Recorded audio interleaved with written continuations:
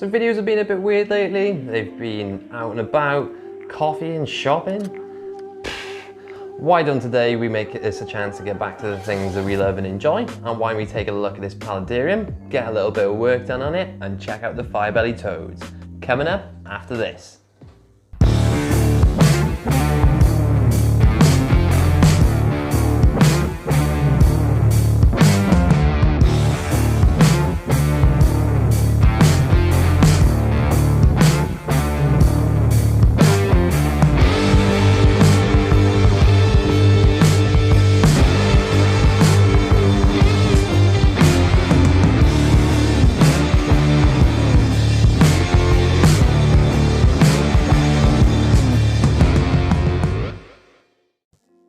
Hello and welcome back.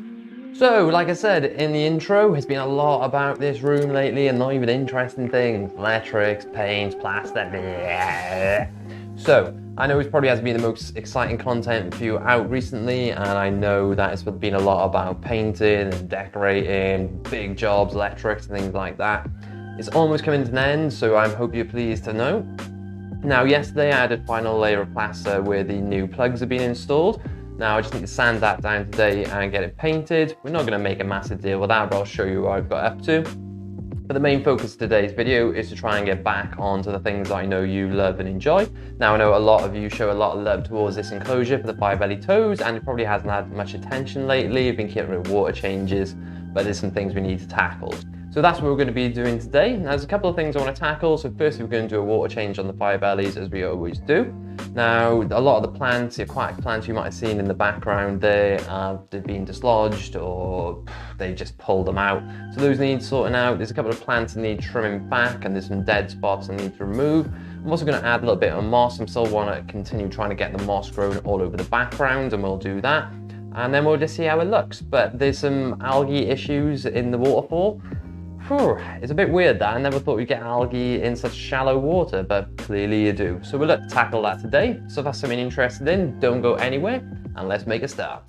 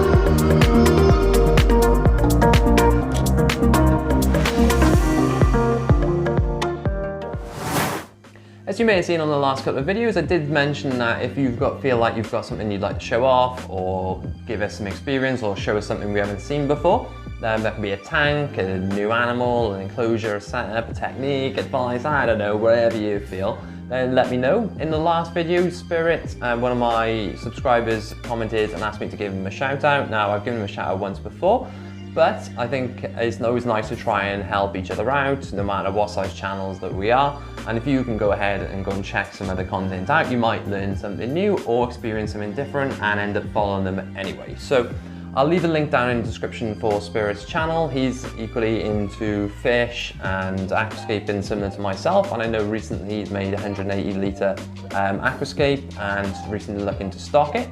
So definitely go and check him out, and as I said, I'll leave the link down in the description to go and see what he's up to. But again, if any of you feel like there's anything you'd like to show off or you'd like me to mention on my channel in some of my videos, then again, comment in the section below and I'll be sure to do that.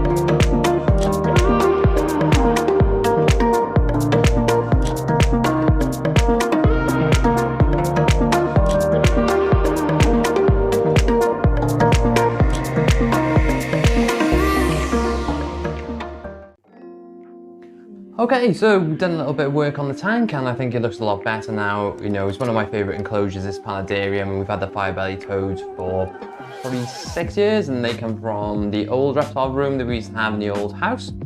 Now, I added a little bit of moss in there, so you might have seen I stole a bit of moss, which is spike moss from the 20-gallon nano tank, because that's just a moss heaven. And just an FYI, that is pretty much just turned into a shrimp breeding tank. There's hundreds of cherry shrimp in there, so we'll probably do something with those very soon. But a lot of the tanks need moving back into their original places. Now the 20 gallons just moved temporarily and it's only half full, but I will be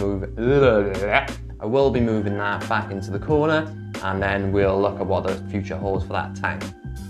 As you can see, quite an easy setup to maintain, as all bioactive setups are. Once you set them up, they tend to be quite easy to care for. So we did a little water change on this. We did a little bit of trimming of the plants. Now you may have seen me brushing some of the moss with a toothbrush. Now that was just because it was gathering algae and didn't look the best, to be fair, and was probably killing the light from the moss, so we've resolved that now. Now, I have talked about in the past about pinning some of the creeping fig to the back so it grows along the background, but as you can see, it's naturally doing that a little bit as well. Now, some of the stems had grown into the water and lost some of the leaves, so I trimmed those back and replanted them in one of my planters for the future. Now, this is just something I'll keep an eye on, but as you can see, it's growing nicely and it's filling in the way that I'd like it to. Now we did add a little bit of moss, like I said, on the background. Now what I'm hoping is that the moss was already there, it's gonna have water on it and they'll feed water into each other. And hopefully then it will spread onto the moss because it's a little bit higher up and it doesn't tend to get as damp there. So that's a little bit of an experiment and we'll see how that gets on. And as always, I'll come back and look at that and we'll do a video or an update or something. But we'll show you whatever happens.